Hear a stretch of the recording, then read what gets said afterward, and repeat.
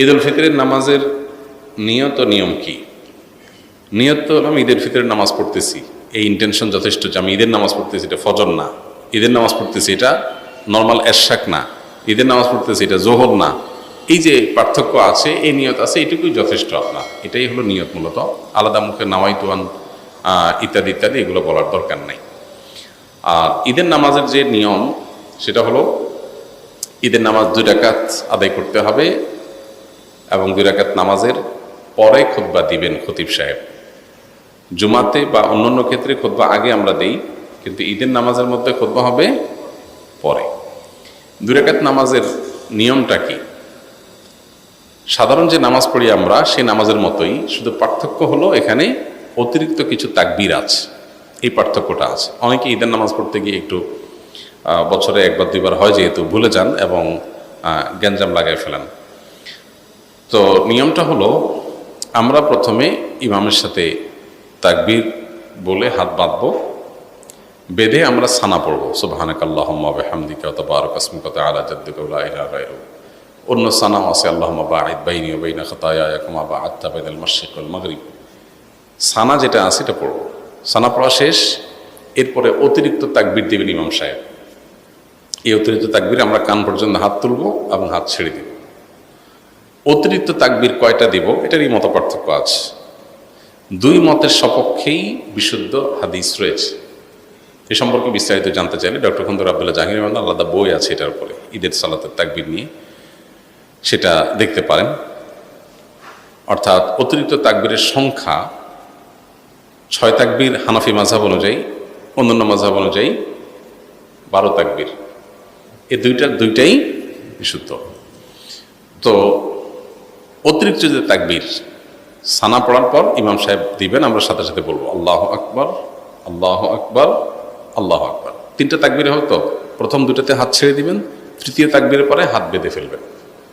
এবার ইমাম সাহেব সূরা ফাতিহা পড়বেন, অন্য সূরা মিলাবেন, রুকু করবেন, সিজদা করবেন, আবার দ্বিতীয় রাকাত শুরু করবেন। দ্বিতীয় রাকাতে তাকবীরটা হবে শেষে। ইমাম সাহেব দাঁড়ায় সূরা পড়বেন, সূরা ফাতিহা পড়বেন, সূরা মিলাবেন, এরপরে আল্লাহু আকবার, আল্লাহু আকবার, আল্লাহু আকবার, অতিরিক্ত তাকবীর দিবেন 3টা হানাফি মাযহাব অনুযায়ী। আর শেষে আরেকটা তাকবীর দিয়ে রুকুতে যাবেন। তাহলে 4টে হবে লাস্টে, 3টা অতিরিক্ত তাকবীর, একটা রুকুর তাকবীর, ব্যাস। এরপরে যথারীতি নামাজ, আত্তাহিয়াতু, দোয়া, মাসুরা, দুরূদ পড়ে আমরা সালাম ফেরাবো। এ হলো নামাজ। তাহলে শুধুমাত্র অতিরিক্ত তাকবীরগুলো প্রথম রাকাতে সানা পড়ার পরে সূরা ফাতিহার আগে, আর দ্বিতীয় রাকাতে অতিরিক্ত তাকবীরগুলো হবে রুকুতে যাওয়ার আগে, সূরা ফাতিহা সূরা মিলানোর পরে। তাকবীরগুলো মুখে বলবো, বলার সময় হাত উত্তোলন করে আবার হাত ছেড়ে দেব, বাস। এই ছাড়া আর কোনো পার্থক্য নেই। ঈদের নামাজের পরে ইমাম সাহেব খুতবা দিবেন, তখন মনোযোগের সাথে খুতবা শ্রবণ করতে হবে। অনেকে আছেন ঈদের নামাজ পড়ে খুতবা শোনা ছাড়া চলে যান, খুবই গর্হিত কাজ, খুতবা শুনতেই হবে। সো ঈদের নামাজের গুরুত্বপূর্ণ অংশ খুতবা শোনা। খুতবা শোনা ছাড়া যাওয়া জায়েজ নাই। অবশ্যই আপনাকে ঈদের নামাজের পরে খুতবা শুনে তারপরে যেতে হবে। জাকাতের টাকার আসল হকদার কে? জাকাতের হকদার বা জাকাতের উপযুক্ত যিনি জাকাত খেতে পারবেন, যাকে জাকাত দেয়া যাবে, সে মানুষগুলো সম্পর্কে কোরআনে কারিমে আল্লাহ তাআলা একটি আয়াতে আলোকপাত করেছেন। আল্লাহ বলেছেন, আউযু বিল্লাহি মিনাশ শাইতানির রাজীম, ইন্নামাস সাদাকাতু লিল ফুকারাই ওয়াল মাসাকিন ওয়াল আমিলিনা আলাইহা ওয়াল মুআল্লাফাতি কুলুবুহুম ওয়া ফির রিকাব ওয়াল গারিমিন ওয়া ফি সাবিলিল্লাহি ওয়া ইবনিস সাবিল। এখানে 8টা শ্রেণী মানুষের কথা বলা হয়েছে যারা জাকাতের হকদার বা যারা জাকাত পাবে। সে 8 শ্রেণীর ভিতরে প্রথম শ্রেণী হলেন যারা ফকির। ফকির বলতে যারা অভাবী, তাদের যে উপার্জন হয় সে উপার্জন দিয়ে তাদের দিন বা মাস চলে না, কষ্ট হয়, দেনা হয়ে যায়, টেনে টেনে চলতে হয়। অর্থাৎ তাদের যেটা আছে সেটা দিয়ে তাদের একান্ত বেঁচে থাকার যে নিড প্রয়োজনীয় সেগুলো পূরণ করতে তাদের কষ্ট হয়। এরকম মানুষকে জাকাত দেয়া যাবে। আরেকটা হলো যে আল মাসাকিন, দ্বিতীয় শ্রেণী হলেন যারা কিছুই নেই, একেবারে নিঃস্ব, তাকে তো জাকাত দেওয়াই যাবে। ফকির এবং মিসকিনের সংজ্ঞা নিয়ে ভিন্ন রকমের সংজ্ঞাও আছে, মত পার্থক্য আছে, কিন্তু মোটা দাগে এই দুইটা শ্রেণীর ব্যাপারে কোনো মতো পার্থক্য নাই যে জাকাতের হকদার প্রথমত যাদের কিছুই নেই, একেবারে নিঃস্ব তারা। দ্বিতীয়ত যাদের আছে কিন্তু যেটা আছে সেটা দিয়ে তার চলে না। এই চলেনার মানে কি? চলেনার মানে অনেকের মাসে 1 লাখ টাকা স্যালারি দিয়ে তার আসলে চলে না। কেন চলে না? কারণ তার নতুন আরেকটা গাড়ি কেনার শখ আছে, ওই টাকাটা এখনো জোগাড় হয় নাই, তার অভাব আছে।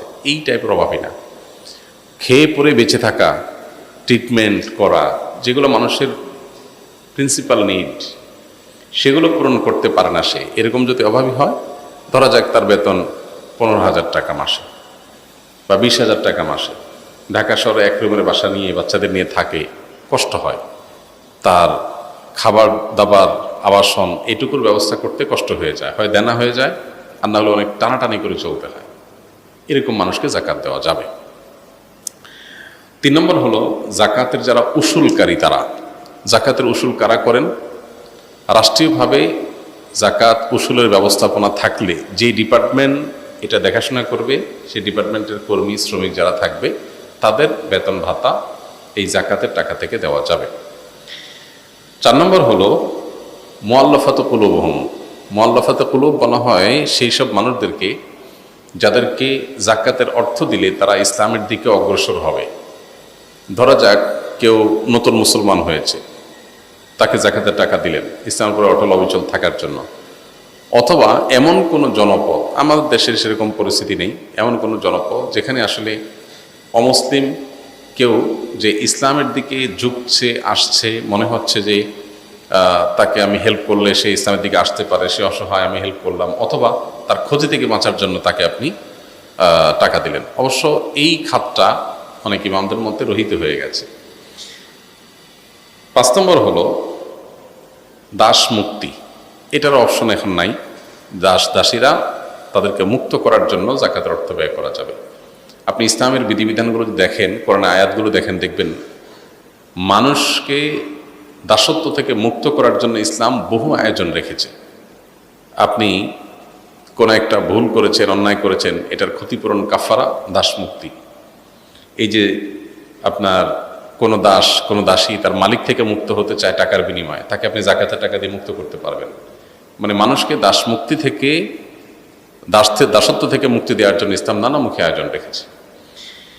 6 নম্বর হলো ঋণগ্রস্ত ব্যক্তি, গারিমিন, যারা কোনো কারণে তাদের মৌলিক প্রয়োজন পূরণ করতে গিয়ে লোন হয়ে গেছে, ঋণ হয়ে গেছে, সে ঋণ পরিশোধ করার সামর্থ্য তার নাই।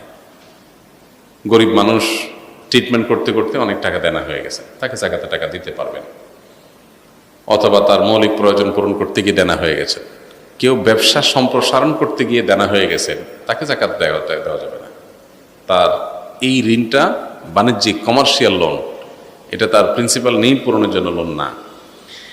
7 নম্বর হলো সাবিলিল্লাহ, আল্লাহর রাস্তায়। আল্লাহর রাস্তা বলতে জিহাদকে উদ্দেশ্য করা হয়েছে। কোনো কোনো আলেম এটাকে ব্যাপকভাবে যে কোনো দিনের কাজ, দাওয়াতের কাজকেও এখানে সামিল করেন। মূলত এখানে জিহাদকে মিন করেছে। জিহাদ যদি চলমান থাকে, সুযোগ থাকে সেখানে জাকাতের টাকা দেওয়ার, সেখানে জাকাতের টাকা দেওয়া যাবে। সর্বশেষ খাত হলো ইবনুস সাবিল বা পথিক, মুসাফির, যিনি সফরে আছেন কিন্তু তার সফরে কোনো প্রয়োজন হয়েছে, তখন তিনি তার মূল জায়গাতে অনেক টাকা পয়সা আছে, তিনি জাকাতের হকদার না, সচ্ছল মানুষ, কিন্তু এই মুহূর্তে তিনি ট্রাভেলে আছেন, এদিকে তার নিড হয়েছে, তো যতটুকু নিড আছে ততটুকু তিনি জাকাতের টাকা থেকে নিতে পারবেন যদি তার সাথে টাকা পয়সা না থাকে। এখন আজকালকার যুগে আমরা যারা ট্রাভেলে থাকি, আমাদের সবার সাথে visa card, master card, ATM card থাকে, আমরা দিলেই টাকা বাইর হয়। তো এরকম যদি হয় যে আমার আসলে নিড পূরণ করার ব্যবস্থা আছে, তাহলে আবার আমি মুসাফির মানুষ জাকাত খাওয়া শুরু করে দিলাম, এটা করা যাবে না। এটা হলো তখন যদি আপনি সফরে থাকেন, বিপদে পড়ছেন, নাই আপনার কাছে এই মুহূর্তে সম্পদ দূরে আছে, তাহলে যতটুকু নিড আছে ততটুকু আপনি নিতে পারবেন। এ হলো মোটামুটি জাকাতের খাতগুলো। এর মধ্যে অন্যতম প্রধান বা মূল হলো গরিব অভাবী মানুষ, যাদের আসলে একেবারে মৌলিক প্রয়োজনগুলো পূরণ করার সামর্থ্য নেই। আমাদের দেশে অনেকে জাকাতের টাকা আমরা দেই, কিন্তু খুব ভালো করে ইনভেস্টিগেশন করা ছাড়া, যাচাই বাছাই করা ছাড়া আমরা তাকে জাকাতের টাকা দিয়ে দিই, এতে জাকাত আদায় হবে না। আপনি এমন কোনো মানুষকে জাকাতের টাকা দিলেন, তার আসলে 80-85 হাজার টাকা বা 1 লাখ টাকা তার ব্যাংক ব্যালেন্স আছে, লোন মুক্ত, কোনো লোন নাই, বা লোন যেগুলো আছে সেগুলো বাদে লাখখানিক টাকার মতো টিকে, বা 85,000 থেকে লাখের রেঞ্জের মধ্যে, মানে যেটা দিয়ে 52.5 তোলা রূপা কেনা যায়, এরকম টাকা আছে। তাকে আপনি জাকাতের টাকা দিতে পারবেন না। সে ইটসেলফ জাকাত দিবে, বরং জাকাত দেওয়ার জন্য তিনি বরং উপযুক্ত। তো তিনি জাকাত দিবেন, তিনি জাকাত খেতে পারবেন না। আবার অনেকে আছেন যে তার যা আর্ন হয় সে আর্ন দিয়ে তার মাসটা ভালোভাবে চলে যায়। হ্যাঁ, অনেক কিছু করা দরকার, সেটা করতে পারতেছে না, অনেক শখ আছে, স্বপ্ন আছে, একটু ওয়াইফকে নিয়ে একটু বিদেশে ট্রাভেল করতে যাবেন, এটা একটা নিড কারো থাকতে পারে। তো এটার জন্য আপনি জাকাতের টাকা দিতে পারবেন না। কারোর হয়তো সবই ঠিকঠাক মতো চলতেছে, কোনো অসুবিধা নেই, ছেলেটা বিদেশে পড়ালেখা করতে যাবে উচ্চশিক্ষার জন্য, এটা কোনো প্রিন্সিপাল নিডের মধ্যে পড়ে না, আপনি এর জন্য জাকাতের টাকা দিতে পারবেন না। তো খুঁজে খুঁজে প্রকৃত হকদারদেরকে জাকাতের টাকা দিতে হবে। অনেক গরিব মানুষ আছে যাদেরকে আমরা বাহ্যিক দৃষ্টিকোণ থেকে গরিব মনে করি, আসলে তারা গরিব না। যেমন ঢাকা শহরে বহু ভিখারি আছে, এদেরকে যারা ভিক্ষা দেয়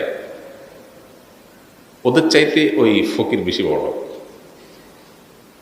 আছে না এরকম, যে ভিক্ষা যে দিচ্ছে সে বড় অভাবী ওই গরিব ফকিরের চাইতে। কারণ ফকিরের হয়তো ঢাকায় 1-2টা ফ্ল্যাটও আছে, আর যে দিচ্ছে বেচারা হয়তো 10,000 টাকা বেতন। তো এই জন্য আজকালকার যুগে এগুলো খুব জটিল। আমরা আসন্ন ফাউন্ডেশন থেকে সেজন্য জাকাত বন্টনের ক্ষেত্রে প্রত্যেক হকদারকে একটা ফরমের মাধ্যমে তার সমস্ত ইনফরমেশনগুলো আমরা নিই, তার স্থাবর অস্থাবর সম্পদ, উপার্জন, খরচ সব। এরপরে প্রত্যেকটা কেস এই ফরমের তথ্যগুলো আবার একজন করে ফিল্ড ভিজিটর যে একটা একটা করে তথ্য মিলান। ইভেন সেখানে জিজ্ঞেস করা হয় তার বাসায় ফ্রিজ আছে কিনা, এসি আছে কিনা, টেলিভিশন আছে কিনা, কি আছে না আছে সব অ্যাসেসমেন্ট করা হয়। এই কাগজে অ্যাসেসমেন্ট যেটা, সেটাকে আবার ফিল্ডে একজন মানুষ কে কোথায় যাবে কেউ জানে না, র্যান্ডমলি কাউকে পাঠানো হয়, সে যে সব তথ্যগুলো একটা একটা করে ভেরিফাই করে তারপর আমরা জাকাতের টাকা খরচ করি। তো ব্যক্তিগত পর্যায়ে যারা জাকাত দিবেন একটু জেনে শুনে যাচাই বাছাই করে তাদেরকে দিতে হবে।